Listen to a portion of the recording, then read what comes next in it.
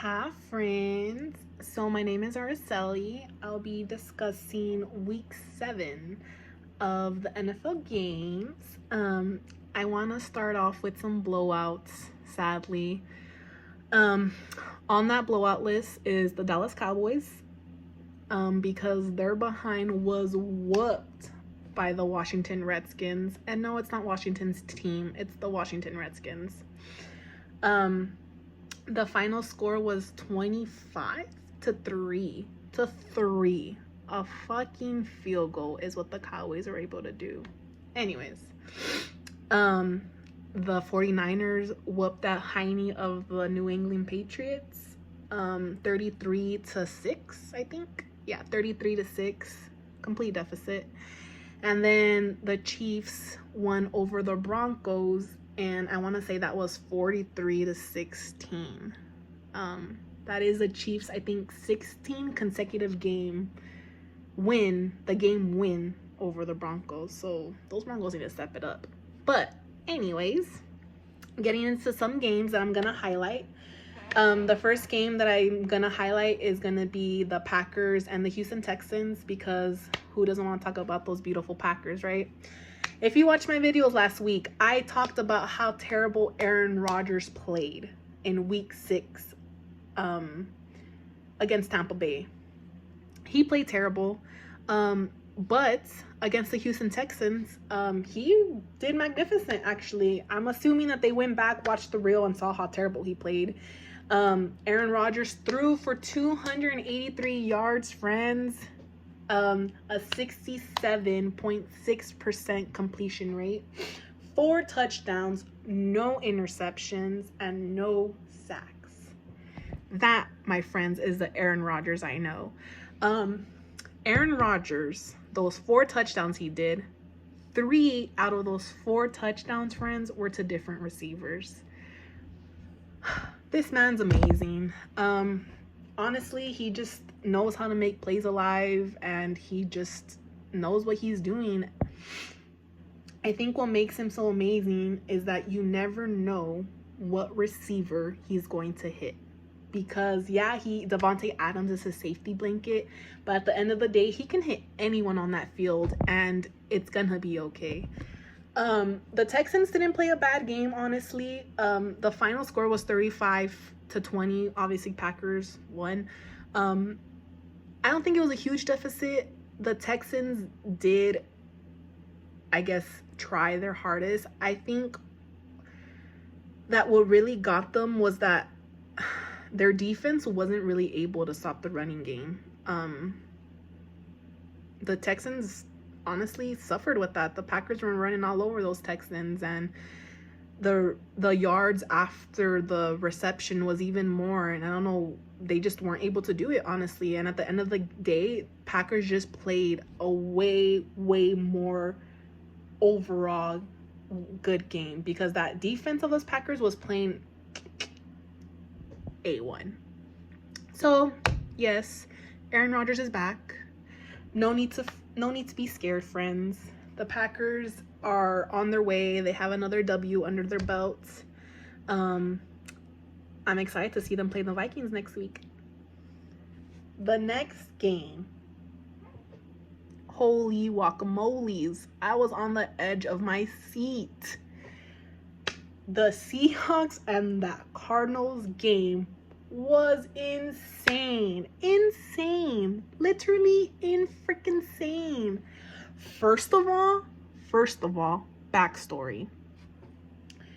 DeAndre Hopkins was a receiver on the Houston Texans. He was on the Texans for a while. That happened. He is now on the Arizona Cardinals. I get it. Life happens. You trade teams. Yeah. My big concern, friends, with him being on the Arizona Cardinals is who said it was okay for Larry Fitzgerald and DeAndre Hopkins to be on the same team. Who said that? Who said that? And who the F does Houston think they are, or what drugs are they doing in Houston to let go of DeAndre Hopkins? Because guess what, friends? Guess who's leading the league in receptions? Go ahead, take a wild guess. Go ahead. That's right. It's DeAndre Hopkins. So DeAndre Hopkins and Larry Fitzgerald are on one team. Okay, one team. It was honestly that was just a side rant, but yes, back to the game. Wilson threw for 388 yards.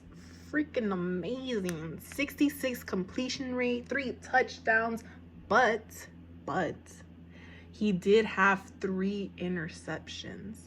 And they weren't like interceptions and nothing happened. Those interceptions were kind of big interceptions, and he did them at very bad moments. But Murray, which is the Cardinals quarterback, Kyler Murray did 360 yards, 70 completion rate, 3 touchdowns, and 1 interception. This game was freaking amazing. Literally, friends, from the moment it started, Russell Wilson threw this, amazing. It wasn't even that amazing. That's the thing. It only was amazing because of what happened. Russell Wilson threw a ball that wasn't properly placed. It was overthrown, if anything, because there was 2 defenders on Lockett.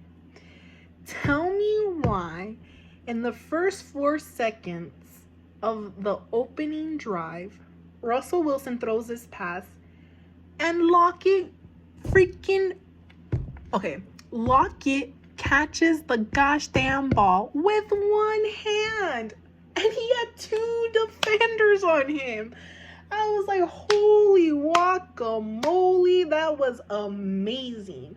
And that catch led to a drive ending in a touchdown. And it only took them 3 minutes and 1 second to do that. 3 minutes and 1 second to get a touchdown on their opening drive. It was freaking amazing.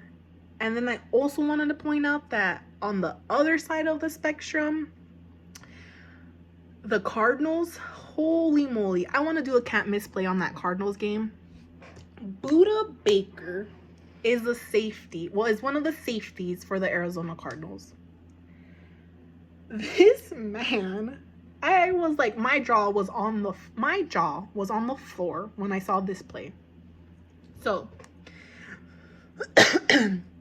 sorry, not COVID, promise.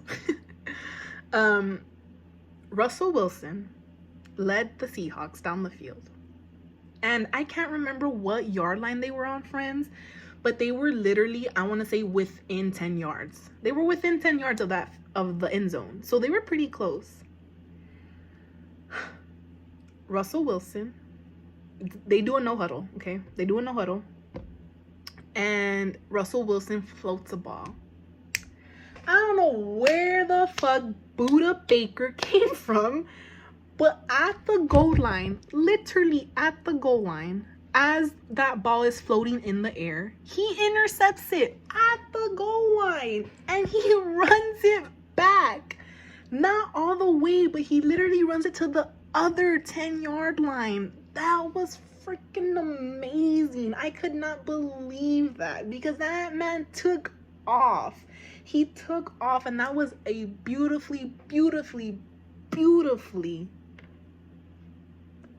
picked ball. Beautiful. And that was all I gotta say about that, because that was beautiful. And if you didn't see that play, friends, go back and watch those highlights, because that was an amazing play. I definitely think everyone in their life should see that play. That's all I gotta say. Now, the game was a lot of back and forth. Both teams made a lot of errors, in my personal opinion. How I said, Russell had 3 interceptions, so that's not good, obviously. But I want to say the moment that gave the Cardinals some hope was when the Seahawks made a unlike sportsman I can't pronounce it, guys. You know what flag I'm trying to say. Unlike sportsmanlike conduct or something like that, you know. And it gave, instead of a field goal, it gave Arizona another fresh set of downs. And then it resulted in a touchdown. If the Seattle Seahawks did not commit that flag, Arizona would have done a field goal. Seattle would have gotten the ball back, held it for as long as they could, and given the Cardinals no chance to be able to score a touchdown. But they didn't. They committed the flag, and that gave Arizona the touchdown. And then it led to overtime. And the missed kick and all of this baloney that happened in overtime, the interceptions Russell Wilson threw, all led to the Seahawks' demise. The Seahawks are now no longer undefeated, friends. They are defeated. They are now 5-1, and you can thank those Arizona Cardinals for that. That also takes the Arizona Cardinals to 5-1. If you did not see that game, I would definitely recommend to go and see those highlights, because that was an amazing game. And then Tyler Lockett had 200 receiving yards. That is the second most receiving yards in Seahawks history. That man played an amazing game. No matter if they win or lost, Russell Wilson and the whole Seahawks played an amazing game. They really did. As a whole, they played a very good game. The Cardinals just played that much better and made that much less errors, or that much less critical errors, I should say. But yes, beautiful game. Played well by both teams. Definitely go and see those highlights. Now, the last game that I'm gonna speak about, friends, is the Steelers and the Titans. The Steelers and the Titans went into this game both undefeated. They were both 5-0. Backstory, if you don't know anything about the Titans went through this whole COVID baloney, and they had to put off some games and no sé qué, and whatever happened, but they got back into it, and they are still doing the damn thing, honestly. That game, the Steelers and the Titans game, was also a very good game. The score itself, 27-24, tells you how well that game was, because the Steelers only won by a field goal. Big Ben's opening drive was amazing. It ended in a touchdown. He was throwing in these windows. I was just like, how the F did he throw that window? How the F did he make it in that window?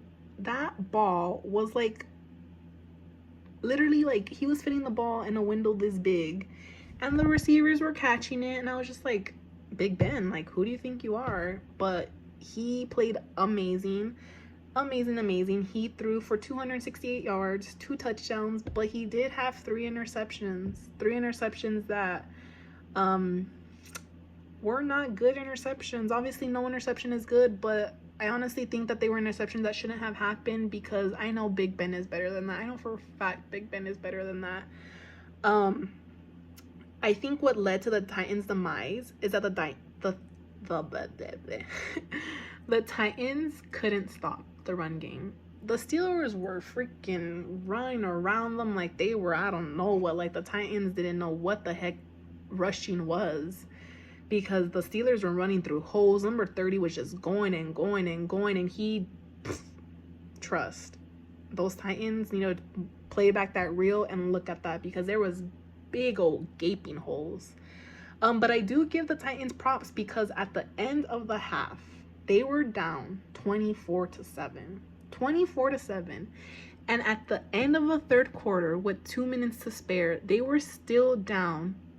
I think at that point it was 27-7. So they were still down a significant amount. And they caught up. Obviously they didn't win the game, but they caught up, and they did it, honestly. I just feel like at the end of the day, the Steelers defense played way more better than the Titans defense, and that's what won them the game. Because those Steelers came to play, and also I also feel like a lot of it has to do with Big Ben and his gosh damn windows he was throwing it into. Because if I was a defender, I'm like, there's no way that man's gonna throw it that receiver's way, and there he goes, Big Ben throwing it that way. But yeah, Ryan Tannehill threw for 220 yards, 2 touchdowns, no interceptions, 2 sacks. It was a really good game, but honestly, the Seahawks and the Cardinals, go and watch those highlights. That is all the games I will be covering this week, friends. The Steelers are still undefeated. They are now 6-0. The Titans have dropped to 5-1. I am uber excited to see the Steelers and the Ravens go head to head next week, because that is a rivalry that has gone through history. And the Ravens are 5-1 and the Steelers are 6-0. So will the Steelers defend and still be undefeated after next week? Who knows? But I'm very excited to see. Have a great day, friends. Thanks for watching.